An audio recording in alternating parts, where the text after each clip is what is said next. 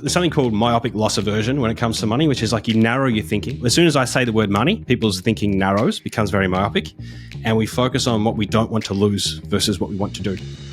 And what that does is it really makes it hard to do what Ryan said, which is actually step back, zoom out, think logically, rationally. You're actually in your limbic system. You're in the reptilian part of your brain, drawing a straight line into the future based on how you feel right now. So let's say, for example, registration bill hits, you didn't expect it. It's $900 that just came into your account. You didn't plan for it. You just draw a line, which is like, I was here, like my state was here. Now my state is here, which is below it. And I draw a straight line into the future and I'll do an emotional forecast. And then I'll create this kind of narrative in my head, which is, this is personal, it's permanent, and it's pervasive. It's affecting all parts of my money life. I'm just not good at money. I just suck at money. And you need mechanisms, tools, and skills to be able to pull yourself out of that thinking and actually think through the situation.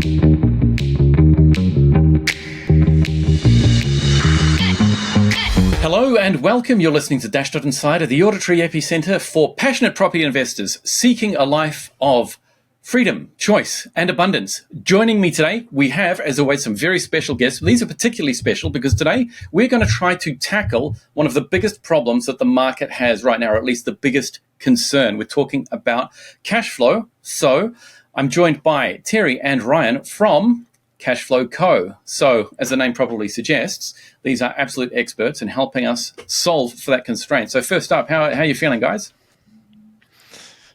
Great, mate. Good to be here. Great intro. Alrighty. Going well, mate. I'm a little bit better than Ryan. He's got a black eye at the moment because he's got a knock on the head at footy on the weekend. So I'm feeling good. Alrighty. Well, if to anyone listening to this podcast, if you have listened to any previous episodes, there is an extremely high chance that you have heard us talk about the theory of constraints. And that means when you're trying to get lending from a bank or another lender, we have cash flow, we have capital, and we have credit. And usually one of those is going to be the weak point. One of those is something that you need to try to solve for.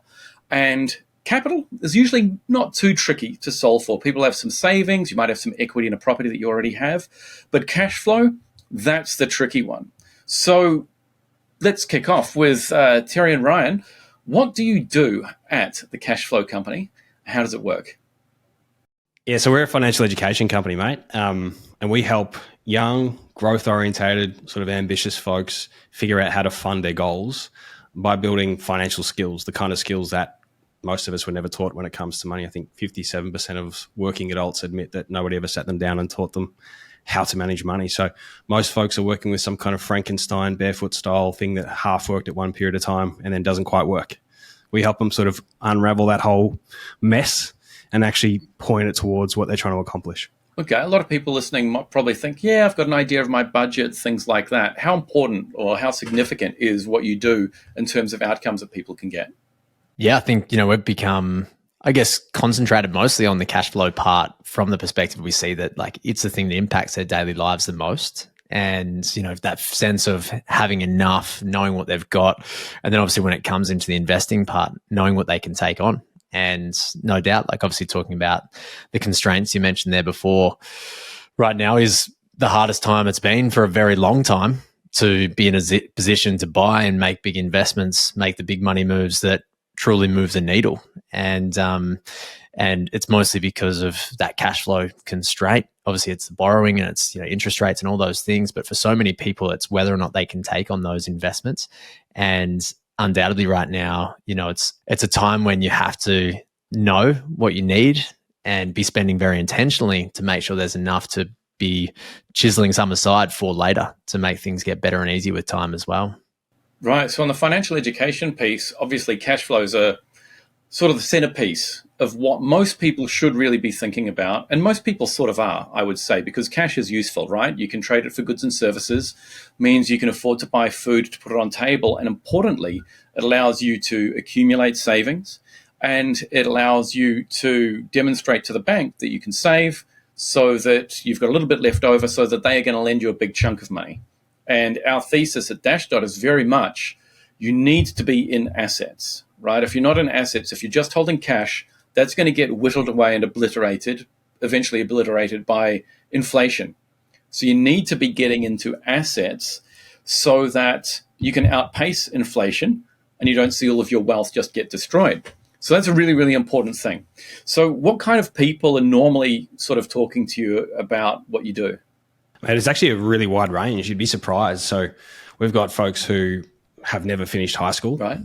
tradies, highly skilled professionals in quite intense sort of fields, all the way through to actually financial professionals. We've got CFOs, accountants, brokers, financial planners come to us for coaching because actually cash flow is a huge blind spot when it comes to money for most people. Why is it? There's actually it's very misunderstood. Why is it so misunderstood? Well, I think a lot of people think that budgeting is cash flow and cash flow is budgeting. And for me, I kind of think about that. I go, it's kind of like saying, if you're a chess master, this one move is the whole thing. Like budgeting is a part of cash flow. Cash flow is how you optimize all the resources you have, not just your money, time, talent, and money to be able to fund the life you're trying to live. And there's so many different ways that you can manage that if you actually understand it. And like I said before, most of us haven't actually gone through a set of processes to actually learn the skills that sort of make up cash flow. Budgeting is just one single part of it. Right. Okay. So let's talk a little bit about your method then. I've heard you guys say in the past that your method is evidence-based. So what do you mean by evidence-based? And sort of like, why is it such an emphasis? Mainly because, sorry, you're on. No, you're right. I was just going to say, like where we kind of started with this was we read the book, came across Millionaire Next Door. I don't know if you've ever heard of it. Thomas Stanley and William Danko, I believe, the authors. Yeah. And they had a really interesting study where they studied over 1,000 millionaires, and basically they were just looking at, what are the patterns, what are the traits, what are the skills that the people that eventually became self-made millionaires have, obviously contrasted against those that don't. And there's lots of tactical kind of stuff in there. It's really dry read. If anyone's listening, I probably would encourage picking that one up. But one thing that we pulled from it that we really locked sights on was there was this one pattern that really stood out to us, which was they spend those who became self-made millionaires spent twice as much time as those that didn't in managing their money. Right. And it's not that was a great deal of time. It was the fact that those who didn't spend any time really. So it was, twice as much of almost nothing. Right. But we really locked onto that and went, well, what does that time need to look like? What are the skills? What are the decisions you're making? What are the practices that you do in that time that really move the needle for you over time? And I guess we locked our sights on, if someone was going to spend, and we found, over the last kind of half a decade or so, that around 30 minutes a month is kind of this optimal range of time. That's all. If you can spend 30 minutes a month, yep, and that's heaps. For the most part, 15 minutes will do. If you got the right tools and the right, I guess data being fed to you through those tools, it can be a whole lot quicker. And when you're working with a partner, obviously sometimes it takes a little bit longer, but around 30 minutes a month is heaps. Right. And if you get that part right, most people can really calm their nervous system to a point in which they enjoy doing it.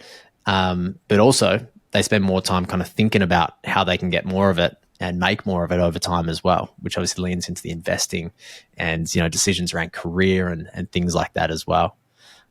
So it kind of started with that research. And then for us, it's just been experimentation over the 5 years going, let's test this hypothesis. Has that worked? Did it really move the needle for someone? What's the feedback from that person? Has their results actually changed? And then learning from that, feeding that into the next interaction. Also we wanted to explain why things worked as well. So the first part of evidence-based is working backwards from what works, but then figuring out, okay, what within that, then being able to explain that from the science. So actually a lot of what we do is based on behavioral science.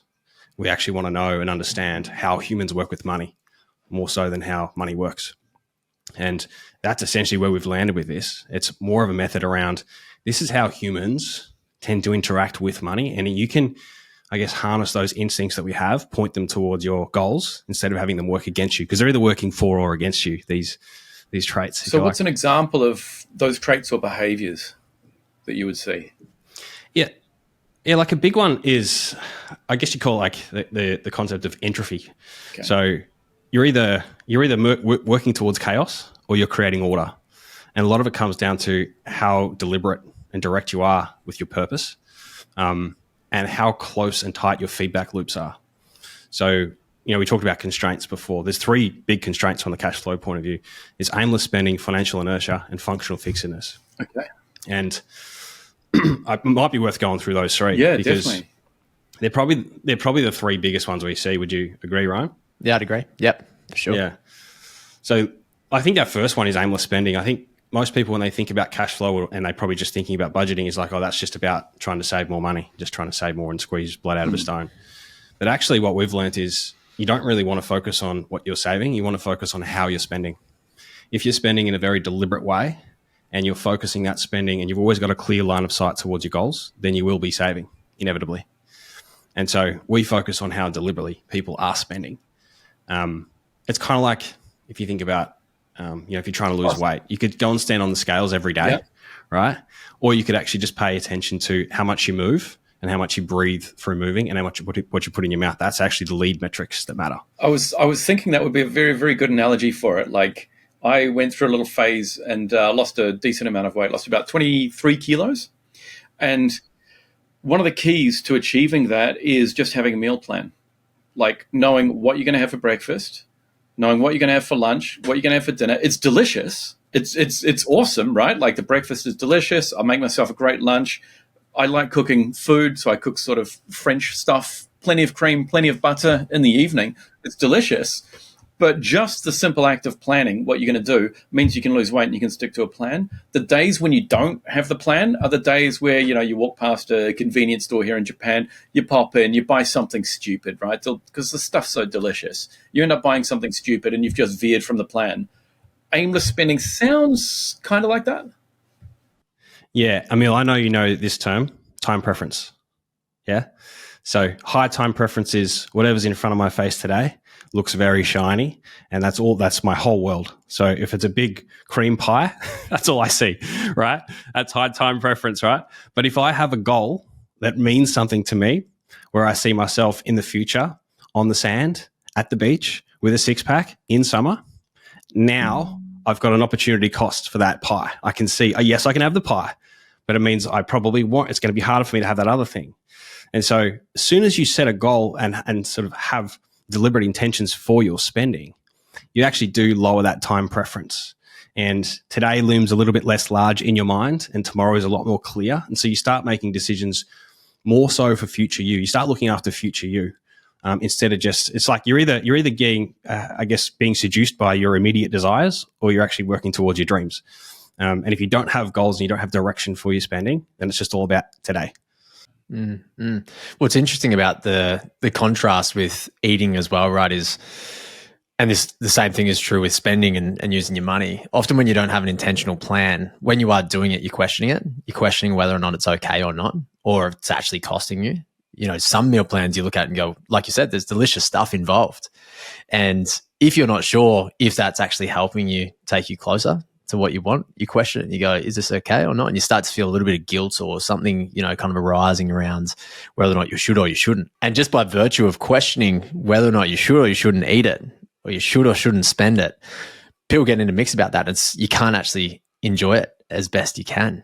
And as soon as you create a deliberate plan of action, and then you have a great meal in there, or, you're spending $300 a month on buying clothes, or, a few $100 on going out for dinners and things like that. As soon as it's part of your plan, you enjoy it and you savor it a whole lot more, because it's okay, as well as it's on track to the longer term stuff as well. Okay. That makes a lot of sense. Tell me about financial inertia then. Yeah, so this one's super interesting, and you may have seen a bit of this yourself, Emil. Like, a lot of people really struggle to make financial decisions, actually just pull the trigger on decisions. And most of the time it's because most of what we're taught when it comes to money is actually not to make decisions. It's actually just to automate everything, sit it over there, just let the money thing do its thing. And you go over here and you live your life over here, but the money's doing its thing over there. And so for us, we talked about that first couple of years validating our sort of hypothesis around time and skill and habits. And the biggest thing we found when we started was like, all the money experts have got it sorted. You set up your buckets, automate everything, and then everything sort of sorts itself out. So we started sort of going through and started working with people around these principles. And a lot of them are saying to us, yeah, we read those books, read them 3 or 4 years ago, tried those things, and it kind of worked. It worked for a period of time, and sort of like little bit like a New Year's Eve sort of firecracker, fizzles out pretty quickly. And now we've got this like Frankenstein sort of, it's kind of barefooty, it's sort of not, and it doesn't quite work for me. And like, we just don't really know what's happening with our money. And this is really important. The big sort of understanding for us is that a lot of those, we call them prescriptions, they don't teach you to make decisions with money. They actually take the decisions from you. And you're abstracted, like your money is sort of abstracted away from where you are. So you don't actually build confidence making financial decisions. And it's so important to be able to learn to make decisions with money, because every decision is a win state. Every decision, you actually sending money to the future to fund that property, that next property, that investment property, whatever it might be, that's actually a win state. You don't want to automate that away because you're robbing yourself of that feeling of feeling really good. We've had BJ Fogg, who's behavior scientist at Stanford, and he's the reason why everyone's addicted to Instagram and Uber and all these apps. A lot of those technology companies started, I guess the founders of those companies actually went through his programs at Stanford.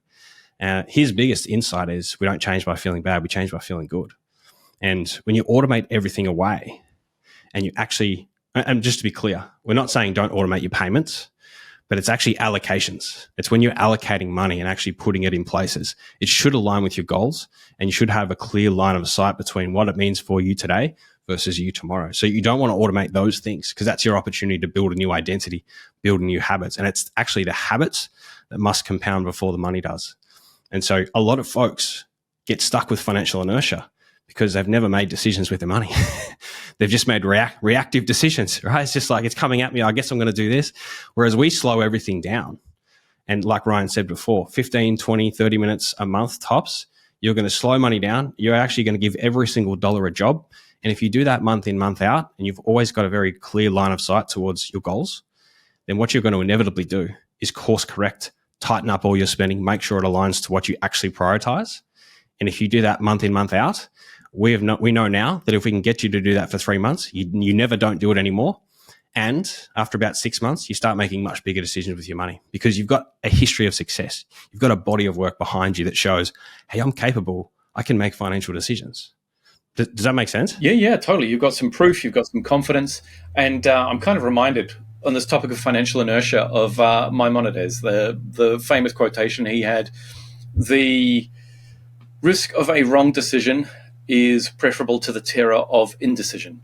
So many people out there being just a little bit too indecisive, I would say, just throwing my opinion directly out there, a little bit too indecisive around what to do around the property market. Like, if people aren't jumping in at the moment, then chances are, give it 2 or 3 years, a lot of people who can get in now won't be able to. And that is pretty terrifying. And there's not a lot of competition now, and there's some assets. I'm sure there's some assets that come up that are distressed when it comes to sales. It's actually, so if you can be in the right position to pounce, you want to be putting yourself in a position to pounce and not hesitate, not sit on the sidelines. Right, and you don't just want to be doing it and be absolutely terrified when you do pounce. That's the other part of it, right? You don't want to be like, okay, everyone says I have to do this, otherwise I'll never become wealthy, so I'm doing it. Rah, and then sort of like all of the sleepless nights, all of the stress, is it worth it, blah, blah, blah. It's much better it sounds like where you're coming from is you just want to be as deliberate as possible with your actions, and that gives you the confidence to take the right actions in the right way so that you're going to end up with a better outcome. And it sounds like a huge amount of it comes down to just being deliberate. Well, you think about just logically, right? Your financial results are the result of all your financial decisions. And if you don't feel capable or confident making any, you'll struggle to get financial results. And you learn to get better at playing the flute by playing the flute. You don't learn to get better at playing the flute by reading about the flute, looking at the flute, automating the flute. You actually just have to play the flute.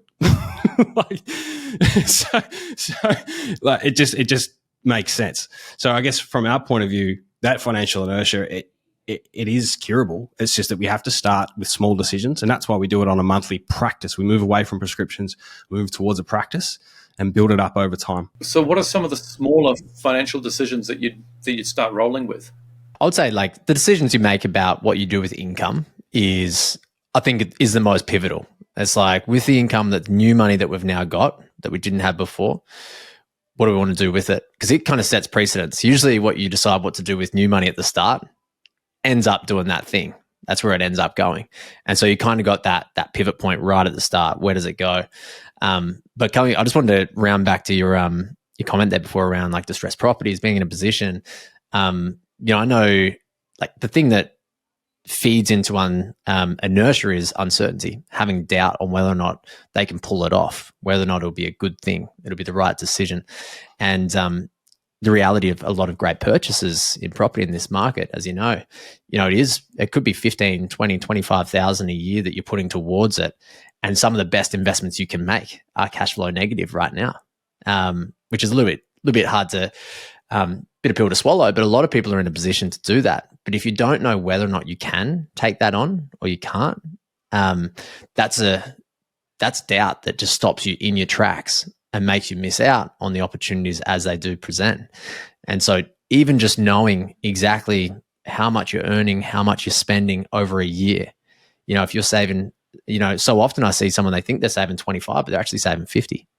Or, this, and they've got the capacity, but they didn't think they did. They're like, if I bought this, it would take away all our savings. And it's not the case, because we zoom in, we're so zoomed in on, you'd picture most people are basically face against a bank statement, trying to make sense of whether or not they can do something. And that's where like being able to zoom out, get a different perspective, see it over a year, because you can have a bad month and all of a sudden you draw that straight line into the future and it's straight into the grave. But for most people, we've got fluctuations, we've got cycles, but if you zoom out, most people are more capable than what they think to be able to get after those opportunities as well.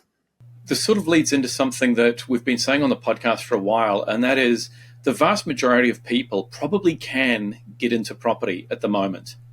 They just need to make the right steps. Now, if you don't want to self-sabotage, there are all sorts of psychological reasons why people might not want to become wealthy. But putting those aside, there's a decent chunk of the population, a decent chunk of listeners who may well be listening to this thinking, oh yeah, but I can't because X. Now, human psychology is a funny thing, right? We can normally find proof for what we believe, or more specifically, what we want to believe. And so people can very much be sitting on the sidelines going, oh no, I can't get into property, or I can't do this because I don't have the capital. And then you look at their bank account and they actually do have the capital. Or they don't know, they haven't spoken to a broker who's told them that there are 3% deposits these days, right? ANZ's doing 97% LVR. So maybe the capital is there. Something else might be holding them back. But one of the things that I think a lot of people might genuinely feel is, oh, I'd like to, but I don't have the cash flow. Or what's my life going to look like if I go and I buy this property? I can hardly afford my beers every week now. What's that going to look like with 15 grand? Of expenditure? How often are you finding people who have that kind of mindset, and what's the reality behind it? Yeah, mate, like right now, particularly with higher interest rates, things like that, and it's just general sentiment. The talk about cost of living it's contagious. It's a general sentiment that most people take on, and it's hard not to, because there's so much talk around it. So that confirmation bias that you're talking about, like being like, I don't think I can pull it off, and then chasing evidence in my environment to confirm that view. It's never been easier to do that. And so most people are taking that on and saying, you know what, not the right time, I'm going to wait, or, I don't have the capacity to do that. So I would say just about, 80 to 90% of people are in that boat right now, which is tricky. But the only way to overcome it is to actually see it for what it is. And this is where, something we do with our guys is we're always zooming out, we're forecasting, we can see what exactly came in, what went out for the last 3, 6, 12 months, but can also see that, draw that line into the future over the next 1 year, 2 years, 3 years. And when you're looking at those decisions, actually simulating them using real data. Like, I know I'm spending $400 a month on beers, for example. Drawing that stuff forward, going, well, if I continue all the things I'm doing now, my income stays the same or changes in income. If I I purchased this property, I would now have, I'd anticipate this rental income. I'd now have the loan. Obviously, I would have the rates and the insurances, plugging all that stuff in and playing it out, simulating what kind of pressure it actually would put you in before actually making that decision. It goes a long way to the experience you actually have in making that purchase, because you're not questioning yourself. You get to get excited about it, knowing that as long as those few things are true, then you're capable. And it is going to allow you to stick at it long enough to see things change, like rates change, like rental income growing, like some of the repayments coming down. So you actually get to a position of it's given me purchasing power, but now it's also giving me income in my pocket each month as well. So yeah, I think being able to step forward, play those decisions out before you make them is something that not many people do, and not many people have the tools to do, I suppose, as well, which is why we spend a lot of time building those. I've heard you use the phrase sort of draw a line into the future a few times. I'm kind of interested in the different trajectories that people can take, like if they just continue what they're doing at the moment versus if sort of under your guidance, they're able to organize themselves, they're able to spend that 30 minutes a month getting organized. What is the quantitative difference that can make a year down the track? But before I do that, the other thing that you did mention was functional fixedness as being the other sort of handbrake, the other thing that gets in the way. Yeah, it probably ties nicely into what Ryan just said there, and it's the inverse of that, right? So if you think about functional fixedness, what is it? It's the idea that the first way you see something and the first way you feel about it, it locks you into a certain way of seeing the problem, and it makes it very hard for you to see it any other way. So classic example of this. Procter & Gamble, first moment of truth. Kind of, yeah, sort of. It's interesting. There's something called myopic loss aversion when it comes to money, which is like you narrow your thinking. As soon as I say the word money, people's thinking narrows, becomes very myopic, and we focus on what we don't want to lose versus what we want to do. And what that does is it really makes it hard to do what Ryan said, which is actually step back, zoom out, think logically, rationally. You're actually in your limbic system. You're in the reptilian part of your brain, drawing a straight line into the future based on how you feel right now. So let's say, for example, registration bill hits, you didn't expect it. It's $900 that just came into your account. You didn't plan for it. You just draw a line, which is like, I was here, my state was here. Now my state is here, which is below it.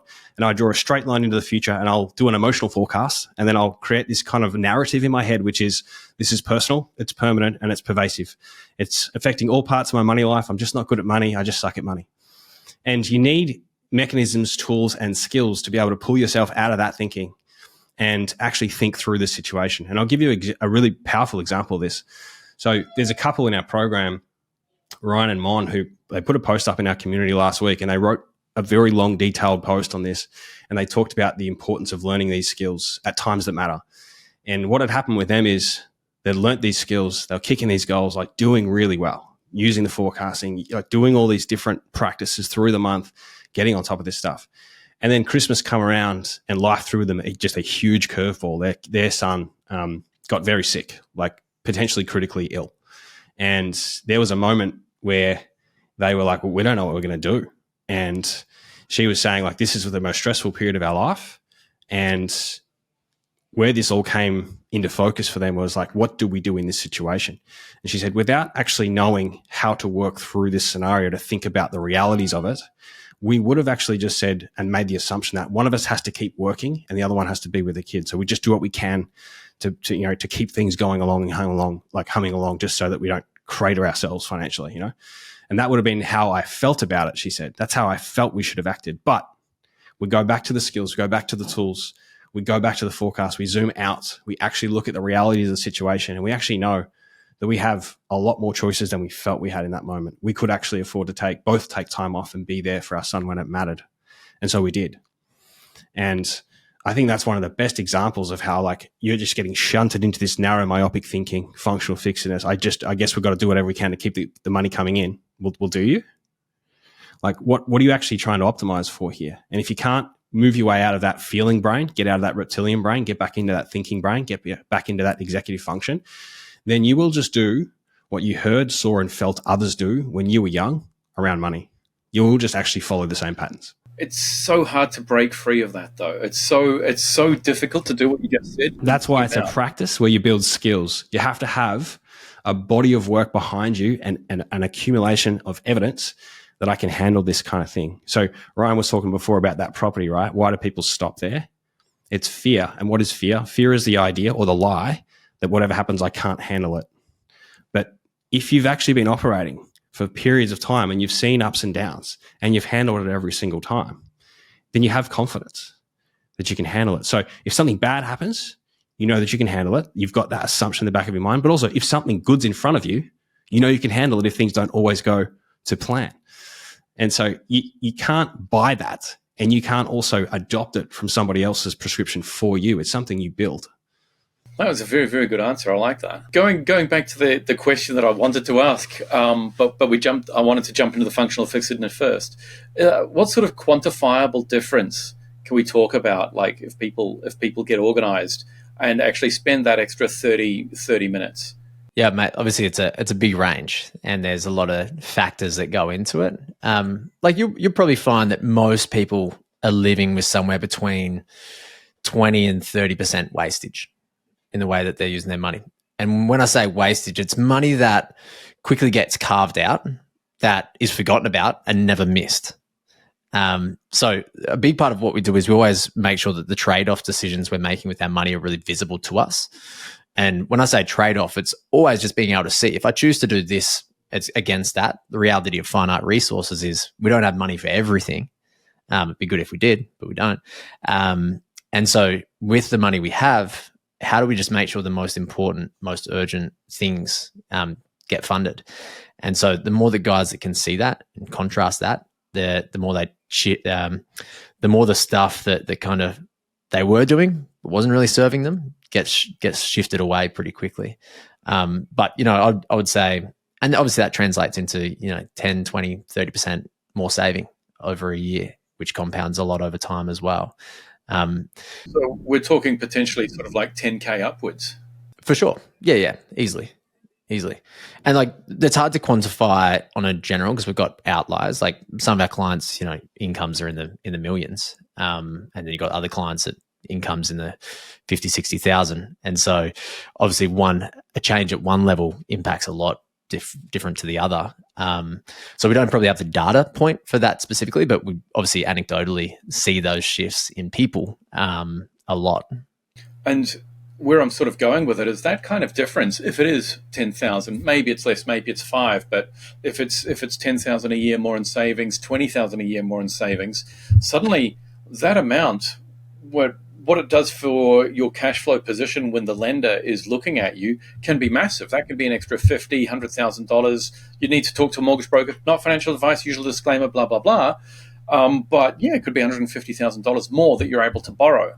And the great thing about that is suddenly the number of properties that are available at that price point, suddenly there are so many more, or there's a lot less competition. And so you're able to get in and really have a good pick of what you want to buy. So that's a really key way that this helps massively, I think. And I'd say 1 in 3 conversations, the first conversation we have with folks, you can find and see that money. They just can't see it. So like we'll be able to have that first conversation where we're actually figuring out where they're at and whether our situation's good for them and whether our method will work for them and our model's great. You actually have these conversations, and how people feel about their money versus what's possible, they're so far apart so much of the time. Like even just last night, I had a conversation with a couple, right? And this couple's netting just under 20K and haven't really saved much at all, wondering why things are so tight. And we just go through it in about 10, 15 minutes. I'm like, there's like 30 grand there that just, they're actually quite easy, simple sort of one-time decisions. And they're not even aligned to what these guys were talking about. So it's not about like, let's just cut everything away. What it's about is going, what are we trying to prioritize for? And how do we optimize within that? And anything else is superfluous and it's waste and it's a distraction, and you can remove it. So what kind of stuff are people spending on that you typically end up cutting? It sounds like a lot of savings of stuff that people aren't going to miss, right? That's the key. They're not going to miss it. It's not like, oh, well, we're Greece and we're going through some austerity measures at the moment. It's what Ryan sort of talked about earlier. It's where like costs just sort of slowly get layered on. And they're not, because we actually don't have visibility on it, we don't actually interrogate it, and we're not actually thinking about the opportunity cost of those costs. We just kind of get used to this is what we're doing. So like another example of this is like and it's, you ask about patterns and outcomes. There's a really interesting correlation that we're seeing more of. And it sort of ties back to what I said before around time preference. So you said you lost weight because you had a meal plan. We've actually had multiple people lose 20 plus kilos just because they're going into they're digging into their money, figuring out what really matters to them and cutting out the things that don't matter. And a lot of it comes down to just overconsumption. It's not just overconsumption with money; it's overconsumption with food. It's overconsumption with a lot of different things. But like, there's a couple that joined up, and one of their highest goals and the things that they were trying to work towards was they wanted to get in really good shape to have their next baby. And they start actually working through actually engaging with their money, and they realize, hey, we're spending $800 a month on alcohol, and that's like diametrically opposed to what we're trying to accomplish. Yeah, that is a lot. That's an easy one-time decision. That's $10,000 across the year. Right? So you don't have to be a genius to figure out like that's going to free up a fair bit. Sure, you left them with a few beers. Right, I didn't, mate. Look, this is the thing. We don't actually tell anyone to do anything. All we do is say, "This is what you care about. Right. This is what you're doing." Yeah, and we just make it very clear. This is what you care about. This is what you're doing. And if it is actually what you care about, then what you're going to start to do is orient your spending around only the things you care about and eliminate everything else. Right. That makes perfect sense. We actually never look. People have this big conception. It's like, oh, you're going to look into our finances. I don't even know what people spend. We don't do that. All our energy is focused on those two things. Let's get super clear on what matters to you, and let's tighten the feedback loops to show you every single day in as many ways as possible whether those two things are actually tightly coupled or not. Right. Okay. So it's a sort of a daily update spreadsheet app, something like that, where people can sort of see what their position is. Well, we've spent the last 12 months building our own tech on that front. So we've used a bunch of different tools over the years. There was Money Brilliant was great. Westpac bought it and kind of stripped it for parts. We've used Frollo for a little bit with our clients, which is, you can connect up bank accounts and stuff. But then 12 months, we kind of got sick of the off-the-shelf tools. We're like, this is painful, and our guys never know when they're up to date with it, and it was just messy. So we ended up building Moolah, which is our personal finance app that we now train guys on, and that just makes it really easy every day, or every once a week they might jump in and just check on how the month's playing out against what they wanted to do. So tech is crucial for this, like getting visibility on it, because obviously a lot of our resources are digital. It's the feedback loops I think are vital. When you're losing weight, it doesn't work that way. If you weigh yourself every day, then weight can fluctuate. People get demotivated. And so weigh yourself weekly. But your feedback loop needs to be different, right? Your feedback loop is, what did I actually consume? What did I plan to consume? Like, what did I actually do? Right. Well, at the end of the day, you also want to see results. And so weighing yourself weekly at the same time each week after not eating, like first thing when you wake up on a Monday morning, that's going to give you a results-oriented feedback loop as well, right? In terms of the outcome that you're after. It's how you pay attention to the data matters too. So like if you weigh yourself every day, you'll feel terrible because let's say you had some carbs yesterday, you actually hold more water when you eat carbs. So it looks like you put on 1.5 kilos at times.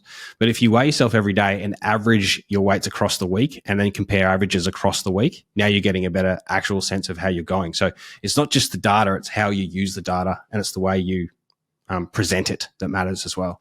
And the cool thing about money is, like, imagine if you had a live feed on every calorie that you put in your mouth, and you had a live feed of the exertion of those calories or, exercise that you do over the week as well. The good thing about money is all of that stuff can be live fed. And so you can see it in real time and just see, how it's trending. Our Apple Watches do an okay job of showing us a few things, but it's not really showing us. It's a very small abstracted version of it. So we see that, what gets measured gets mastered. The more you see what you're doing, the more that you highlight progress, the more you feed off that progress and reinforce your efforts for what you do next. And so the more that we can help get visibility of progress, the more guys refuel, the more energized they are about funding the goals they have, because it's not just in the attainment of the goals, it's a progress towards them that they get to enjoy. The enjoyment's critical, right?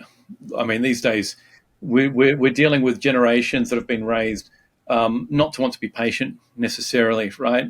Instant gratification is a really, really big thing. Dopamine, addiction, all of these sort of things that younger generations really have against them if they want to get ahead, that they've just been sort of like neurologically trained at a disadvantage compared to previous generations, because previous generations didn't have smartphones everywhere. And so you had to be patient. You had to wait for things. There was an understanding that if you want X, then you need to work towards it over time. Whereas some of the younger generations, if it's not instant, it's not worth it kind of thing. And so the time preferences really, really changed across generations through no fault of their own, by the way, definitely through no fault of their own. It just feels like it's tougher. And so what I really like hearing from you guys is that it's not a process of deprivation, right? It's not like, oh yeah, you're going on a vegan diet or you're fasting for a week on water or anything like that. It just means that you simply by being more deliberate and aligning your spending and your attitude towards money with what your outcome is going to be, it's going to affect behaviors in a way. And that 20 to 30% improvement in savings, that's massive. Like how life-changing that can be. Sort of like Tony Robbins says, just a 2-degree shift, right? Like if you're just off target by 2 degrees, or if you're on target by 2 degrees, it doesn't look like much when you're at the tee, but by the time you're up at the green looking for your ball, you're 50 yards away from where you want it to be. Or maybe you're right on target. That's how much a 2-degree shift today can make sort of 2, 3, 4 years down the track when we're talking about things where, I mean, I don't like using the term exponential too much because I think it gets overused, but in terms of the growth that people can get in their portfolios, there is an exponential component. You get the one property, you get another one, you get another one. They're all growing, and you can really get a snowball getting bigger and bigger as it gets down towards base camp, which leads us nicely into, I'd like to focus on property a little bit. If someone wanted to buy a property, but they need to free up the cash flow to improve their serviceability, where would you start? If I could take it, I think the first place to start is you got to see yourself on the other side of the property and enjoying the gains and seeing actually that equity increase over time, knowing that you've got a bigger capital base, knowing that your future is going to be better off, and also knowing that you've got the skills to manage it. Your first part is that, because I think we may have talked about this before, but there's this 6-part sort of sequence, right? It's commitment, courage, capability, confidence, consistency, compounding. If you don't have commitment, you don't actually, I guess, express the courage to go and do the new thing, make the decision, build the new skill. And so you have to kind of start there, and you have to see yourself on the other side of it so that you can actually set up an opportunity cost for every decision you're making now. So the first thing is get super clear on what it looks like to be a property investor. You're trying to build a new identity, and you want to see yourself with those 7 properties or whatever it is that have kind of setting you up. They're growing over time, and it's freeing up time and space and buying back choice for you. That's the part that most people miss. And we think it's probably the most important part, right? The most confusing thing, I think, in the money space is that we tend to conflate 4 concepts: wealth, rich, success, and money. And we actually use all those words interchangeably, and they're not the same thing at all. Wealth is having more of what you value. Rich is living life with less obligation, and success is dying with 0 regrets. And so if you sit down and define all those things really clearly and get very deliberate about what they mean to you, now you know how to manage your money. But if you don't do that first and you just jump into managing the money, it's kind of like trying to put a 1,000-piece puzzle together, but you don't have the picture. It's really fucking hard. So you actually want to have the picture before you start trying to solve for the puzzle. Does that make sense? It does, perfectly. Sort of something you're saying there about seeing both sides of it. I'm just thinking about that fear component, right? A lot of people, when it's coming time to sort out their cash flow, and then they are, and I'm sort of digressing a little bit away from cash flow at the moment, but they're thinking about buying that property. And so they're forecasting, and a lot of the time, risk-averse people, or people who've been burnt before, or people who don't quite have, they're not super confident about it, they can start to visualize or imagine all of the things that could go wrong if they buy that property. Like, I buy the property, what if they get a bad tenant? What if they wreck the place? What if the area doesn't go up? What if there's COVID? What if all of these different things, right? All of these, it was Mark Twain or Socrates, I think both, actually said, I've suffered a terrible amount in my life. Most of the things but most of that suffering was purely imagined, and they didn't actually happen, right? Words to that effect, right? But what people don't do is look at, well, what's the worst thing that could happen if I don't buy that property? If I don't get into the property market, if I don't sort out my cash flow position and get into the property market, what's the worst thing that can happen? You will never, ever be able to get into the property market, and you will never be able to save your way to wealth. And you will be in an affordability, a cost of living. You'll be in a cost of living crisis for your entire life. That is a realistic, or I think that's a fair comparison if you're trying to weigh up the fear or the uncertainty of buying a property versus not. It reminds me of the study that we talked about at the start here. Another one of the findings in that study that Ryan talked about with the self-made millionaires was they had two groups, under accumulators and prodigious accumulators. And the under accumulators tended to hold 20% or more of their whole financial sort of life in cash, whereas prodigious accumulators didn't hold that much. Obviously, they understood they needed to be doing something, and they actually did the thing. And so coming back to what we're talking about here, why aren't you doing the thing? What is stopping you from doing the thing? Yes, you need that sort of clear vision and direction for your decisions, but you're 100% right. You've got to have something driving you away from as well, because humans are motivated by moving away from pain just as much as they are, or more than they are moving towards pleasure.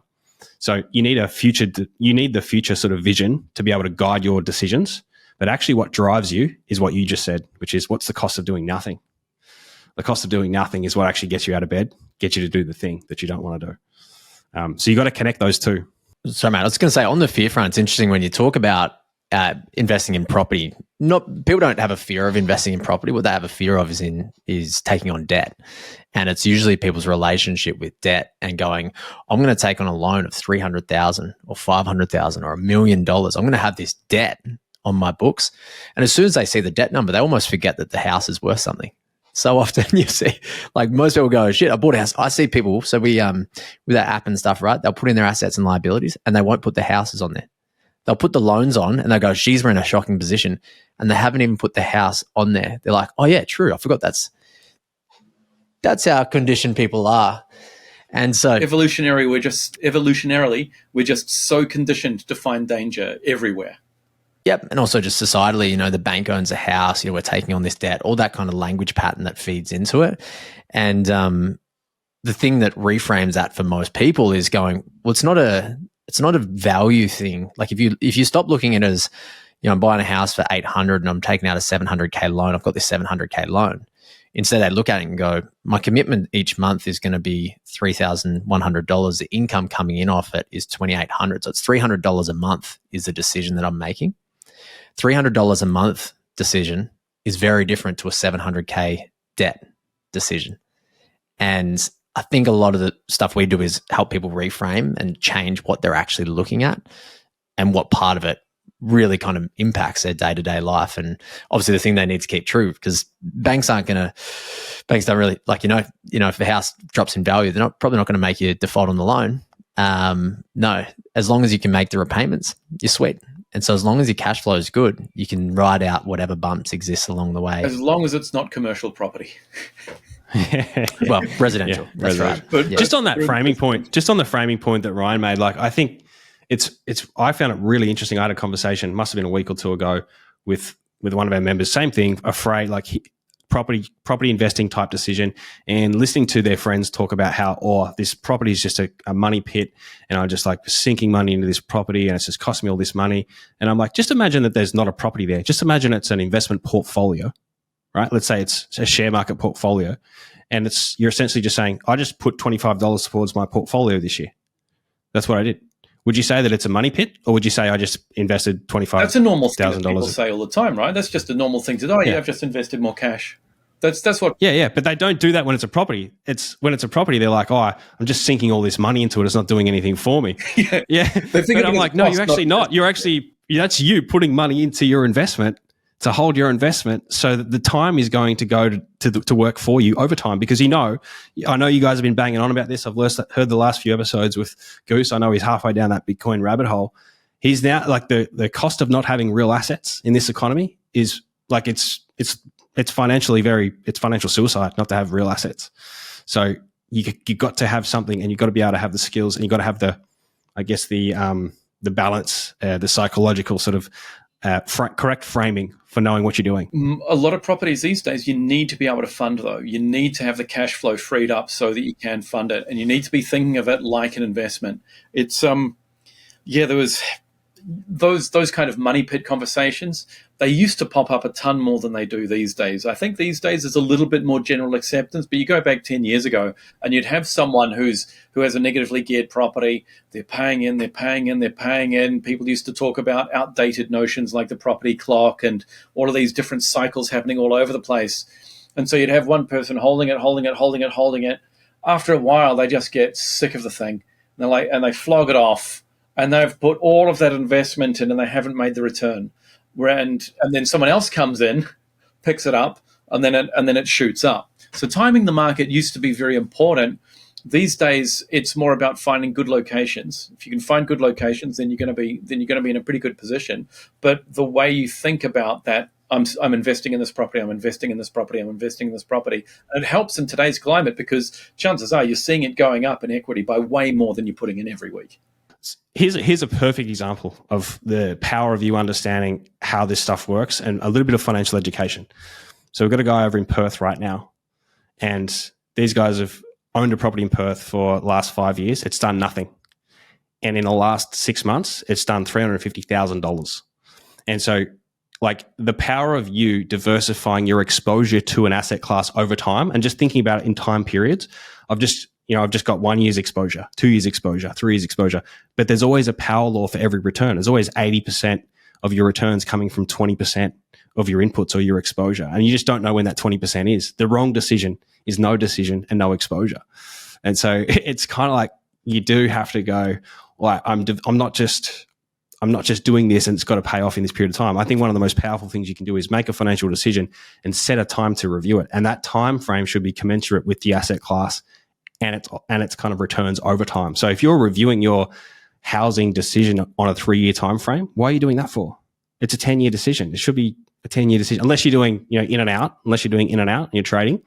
But you got to decide, like, what are we doing here? What's the strategy, and how do I review my results against this strategy? And what are the sensible timeframes to be assessing things, right? If it's property, you might be wanting in this climate, right? If we go back 5-10 years, 100%. In this climate, every 12 months would be a sensible time to get another assessment, because chances are, if you're in good locations, you're going to be able to pull a heap of equity out that you might be able to get into your next property.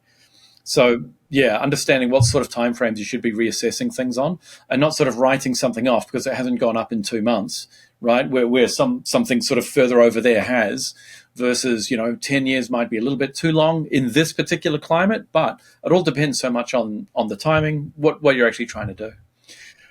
We keep mentioning that book, Stanley and Danko, The Millionaire Next Door. And the first time I ever came across that was a conversation with a property developer named Bob Anderson. And I don't know if you know him, but I used to do a bit of work for him, and I wanted him to shoot some video in front of a development that he was doing because he was looking to get investors and that sort of thing. I said, "What sort of car have you got?" Expecting it to be something really nice. You got, what sort of car have you got? And he just said, "Haven't you read The Millionaire Next Door?" I can't remember what he had, but it was a heap of crap. Yeah. Oh, look, to be honest, there's a lot in that book that leaves a lot to be desired. And like Ryan said, it's a shocking read. Right. But I think that insight, right? Like, I love Jeff Bezos. I think I always love studying why people have been successful and trying to find the 1 or 2 decisions that actually had outward impact on their success. Right. And I think Jeff Bezos couldn't explain this at the time, but you're looking backwards, he could. And he says, what you want to do is you want to figure out what's changing and then build towards what never changes. Right. So yes, he got on the internet at the right time. That's the thing that's changing. That's the new rising tide, right? Yeah. But he didn't build an NFT. Yeah. He built an e-commerce store that helps people get better stuff cheaper, faster. Yeah. At a more convenient. So that's the stuff that doesn't change. And for us, when we look at all this research and we look at there's things to learn there, but we're like, what doesn't change? It's that. It's like whether you're actually engaging with your money, and you're engaging with it in a meaningful way, you actually have the skills, you're making decisions with that money, and you're doing it consistently over time. That doesn't change. It doesn't matter what's going on in the world. That won't change. Right. You're reminding me of... the other part... You go, Ryan. Sorry, mate. I was just going to add to that. Like, when it comes to the moves people are making with money, true with investing, all those things, is that they're often trying to change their state and how they're feeling about where they're at. And the thing that changes it most quickly usually is how they relate to what they have. And so, yes, we want to build our investments. We want to buy our properties. We want to be making moves because it gives you a sense of momentum and eventually creates a result. It needs to happen.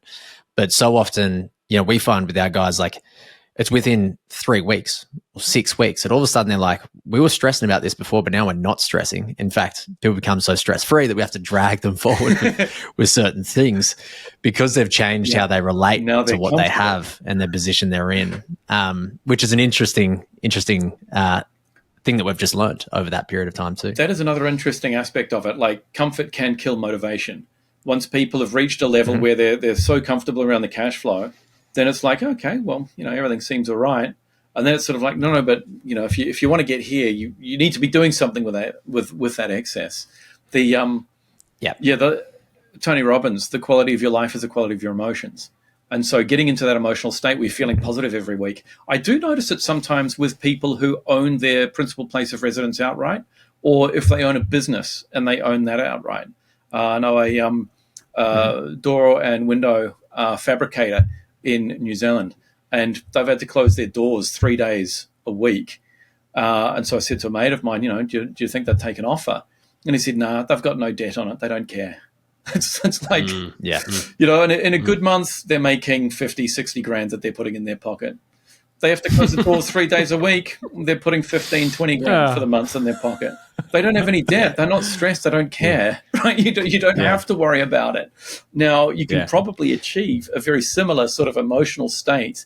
And I've spoken to a few clients recently who have made the decision, and it's not necessarily the best financial decision if you are trying to accumulate as much wealth as possible. But at some point, comfort becomes more important. And so people can sell down, or they can pull out equity, get it, and get the principal place of residence paid off. And people that I know who've achieved that, they just seem to be like ridiculously happy all the time. Because, and the way it was described to me is the money comes in each month from work, and you're in a mindset of, what do I feel like buying? And this is probably not the way you would recommend they think about their money, because they're just so. I'd be thinking, what assets do I feel like buying? What assets? Do I feel like buying? Exactly. Yeah. He said we never think, we used to before we had it, before we were Ryan would before we were emotionally sort of organized around money. We used to feel that, or we used to feel like, okay, the money's come in. What do we have to pay? And then what's left over? What can we afford? Which is just a critical mindset. So what excited me about what you've been saying is you can sort of get people to that emotional state without necessarily needing to own their own fabricating business, or without necessarily needing to have their own principal place of residence owned outright with no mortgage, no debt on it. But you can get to that emotional state where people feel so in control of their cash flow that it frees up their emotions. It frees up the brain to sort of take on some bigger decisions in a more balanced and rational way. We go out and we're fighting against when then thinking all the time. It's like, when I have all of this, then we'll be happy, we'll be successful, we'll do all these things. And that's the thing we spend most of our time fighting against. It's like, well, no, like, have a great time now, but let's do that too. And let's just turn this into a game that you enjoy playing. You mentioned there about like becoming too comfortable. It's that York's and Dodson's law, which is like, keep a optimal level of arousal. Don't overdo it and overwhelm yourself, in which you get too stressed, you can't think and you can't do anything anyway. But also don't under arouse yourself. Either we get guys, it's more rare, but guys that come to us and they're just like, we just feel like we're doing nothing with ourselves. Like, I had a couple recently, $500,000 sitting in the offset account, they got so comfortable and they're just like, we just need to be more, we need stimulation. They literally use those words. We need to just feel like we're making something happen, because they're in a great position, house worth a few mil, $500,000 sitting in the bank. And they're just like, we just need to light a fire on ourselves because we're not feeling alive. And, part of the finance thing, is like, we'll make this feel a bit more like a game on this front, because this is obviously the thing we help with. Let's turn it into a game that you like playing, and seeing a scoreboard that's moving, and all those things that excite you as you build forward. Gamification is an awesome life hack.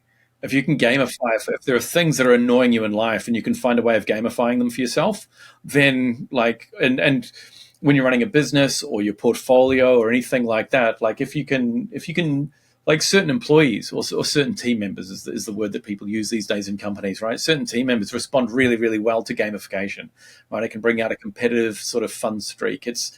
It's the game of Mate, we had the world's preeminent game design expert come and sort of chat to us, and took a lot from that, like studied his work and built a lot of it into it. Like game design, behavioral science, positive psychology is essentially what underpins everything we do, because we know that progress is the most potent form of motivation. And if we can get you through the hump of learning the new thing and to the point where you start to feel that win state, all you want to do is have more win states. You talked about dopamine before. Dopamine can work for you if you know how to make it work for you.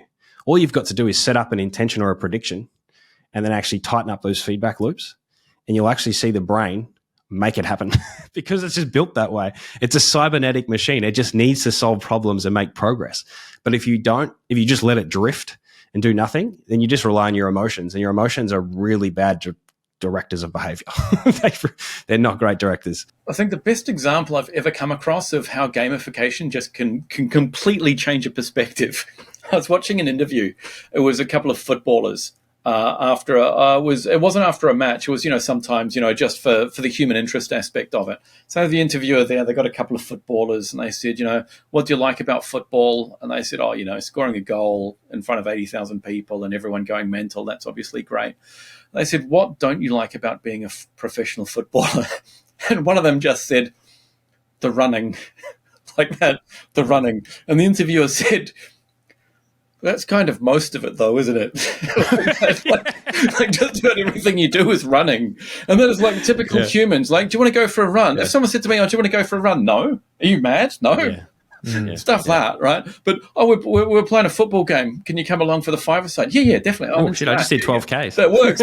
yeah, exactly. Yeah. But just the simple act of gamifying it, right? There's a winner at the end of it, Even if you don't win, you score a couple of goals, you feel pretty good, you get the dopamine, and suddenly your whole perspective, and if you can feel like that about something as tedious as running, I shouldn't say that because I was just talking to one of our clients the other day and she loves running. So, Leah, if you're listening to this, just block your ears. Well, we've got a scoreboard that we use with our guys with a tech tool called Burn Down. And so every month you're setting those intentions and you're sending this much money to the future for these goals, this much money to the future for these goals. Your ability to fund those goals and hold that savings is actually your ability to control and contain the cost that you wanted to actually spend for. And so we're actually giving them every single day a track of how they're going against that burn down for the month. So for example, you have an account that's for your essentials. You say, we intend to spend $7,000 this month to keep the lights on, pay the bills, that sort of stuff. And within that, we've got intentions for every single category. We're going to spend $1,200 on groceries. We're going to spend this much on this much. And there's burn downs for every single thing. So there's a container that shows you, hey, there's 10 days left to go and you got $500, right? That sort of flicks this switch in your mind. There's something called Parkinson's law, which is work expands so as to fill the time allotted to it. But nobody explains this when it comes to money. Your desires will expand so as to consume the money available to them as well. So if you moderate supply, you regulate demand. And if you turn that into a game, we've got guys in our community screenshotting their burn downs every month and going, look, here's how I'm going halfway through the month. This is where I got to. And at the end of the month, they're sort of like, I won. You know what I mean? There is this. When I first came, I'll tell you a little bit of Japan. I'll indulge myself. When I first came to Japan, 2001, I was working as an English teacher. And it was the first time that I'd ever received salary monthly. Right, in New Zealand, it's weekly or fortnightly. Monthly was sort of a new concept back then. It was quite a new concept for quite a few of us. And there was sort of two types of people there. There was one type of person who was more like me, who payday happens on the 15th of the month, and it's like the first week is party time. The second week is, I better be a little bit sensible. The third week is, shit, I'm not going to make it. And the fourth week is, I can't eat. And then you're just living that cycle, which is probably a cycle that a lot of people may feel like these days. And then there were some other people who would start off and they would set a budget for themselves, right? There weren't many of them, right? And we used to take the piss, to be fair. But they wouldn't sort of come out with us in week one. They'd be all sort of a little bit conservative, but they'd have their little budget, right? And the first thing they'd do was save some, send some back home to save, because the salaries back in Japan back in 2001 were awesome. And then they would have their little budget, and the idea was that the last week was the week that they would really enjoy and go mental. There wouldn't be anyone else with any money left for them to have any fun with. So that was problem number one. But also, they tended not to spend everything that they could. They were like, no, I've worked hard to save this so that I could have a really good time. But now that I'm here, I'm actually feeling pretty good about the lifestyle and the discipline, and I'm not going to spend it all. And so they, if we talked about 2 degrees earlier off the golf tee, the trajectory that you can create with that kind of attitude is absolutely massive. So there are a lot of people that, may have done a 2-3 year stint in Japan back then, gone back home with nothing, and a few who basically went back with a property portfolio. And that's how much of a difference that it can make, just being organized. And it's amazing, like you contrast that, right? You got people at either end of that spectrum where it's like feast then famine, and the volatility they create, versus those that find a way to just to sustain themselves in a consistent way that end up having more fun. Usually the person that sustains themselves, they sustain fun for longer, and they don't go through the cycles and troughs. The cycles and troughs were still pretty fun, though. When you're in your 20s. You're getting addicted to the dopamine, mate. That's the dopamine working against you. But it's somewhere in the middle. The feast or famine's at the far end of the spectrum. Like, I've got mates that would empty the accounts, fucking, eating noodles literally for the last few. But I know for me, all the way through, I didn't miss a night out, but somehow I still found a way to have plenty throughout the whole period as well. And it's like, it's the intentionality, being able to do both is possible. That's the key, being able to do both. And that's the boat that most people miss. That I really believe that. That whole thing of like discipline's the other side of freedom is on the other side of discipline. Always. Freedom. You want freedom. Yeah, I know it does. It does. But what is discipline? Everyone thinks so I spent my first 10 years coaching in sport, right? And everybody believes that elite athletes have the best discipline. They do not. They have the best habits. And what is a habit? It's an automated behavior. We just call it discipline. That's what we call it. So those people haven't thought about what they're doing for decades. They just do it. And so that's what we do. We just help people install quote unquote discipline by automating behaviors and turning them into habits over time. It's not a willpower thing once you've done this, because it just feels weird when it's not weird for you to brush your teeth every morning, but you do it because you've been doing it forever, right? And when you get into your car and you want to move from one location to the next, you don't think about how you're doing things, you just do them. And it's the exact same thing with money. These are just skills that you can build and automate over time so that it becomes easy, effortless, and fun. Right. I'm excited about that. The 20 to 30% savings that people will be able to get, the difference that can make to their portfolio or their borrowing capacity first, which can then affect their portfolio, is absolutely massive. And the idea that you get to have fun along the way, right? You've got little dashboards, you're getting the feedback loops at the right frequency so that it's keeping you in check, keeping you motivated, things like that. It sounds like a really, really fun way to go about things. So I think that's probably... And make decisions with confidence. I want to add that. Like, know that what you're taking on is manageable before you do it, so that the experience of buying and then acquiring and being in that position, you actually enjoy that experience as well. It's not stressful. Create the emotional comfort around things that used to stress you out, and create emotional excitement about things that maybe used to stress you out. But it's sort of like, I know. Now I know that I have the mental bandwidth to understand that this is the right decision for us to make now, kind of thing. That is like... invaluable. It's hard to put a number on that. So on that note, thank you very much, gentlemen. It's been a real pleasure having you on, and I hope everyone listening got something pretty useful out of that.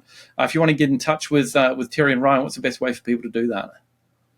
I just go to the website, cashflowco.com.au.